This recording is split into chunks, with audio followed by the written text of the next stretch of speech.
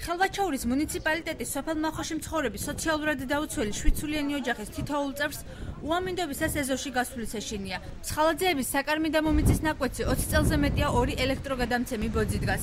ელექტროსადენები საცხოვრებელი სახლის სახურავთან ძალიან ახლოსაა. მსხალაძეები ამბობენ, რომ მათ სიცოცხლეს საფრთხე ემუქრება და ელექტროგადამცემი ხაზების დემონტაჟს მოითხოვენ.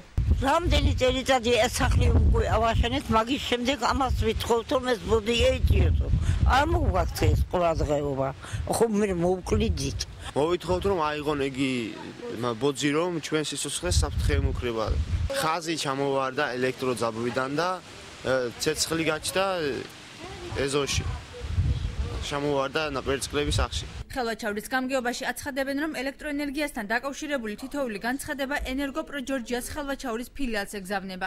ნოდარ თურმანიძის თქმით, მსხალაძეების ოჯახის პრობლემა მისთვის ცნობილია, თუმცა მას დახმარების საშუალება არ გააჩნია. ჩვენი მოსახლეობის მიერ ყველა შემოსული წერილი, რაც ეხება ელექტროგადამცემ ხაზებს, ყველა წერილს ჩვენ ვამისამართებთ შესაბამის სამსახურებში და თვითონ ეს შესაბამისი სამსახურებმა უნდა უზრუნველყონ ეს საკითხი. ენერგოპროჯორჯიას აჭარის ფილიალის საზოგადოებასთან ურთიერთობის სამსახურის უფროსი ჩვენთან სატელეფონო საუბარში აცხადებს, რომ ოჯახმა ბოძების დემონტაჟი საკუთარი ხარჯებით უნდა განახორციელოს.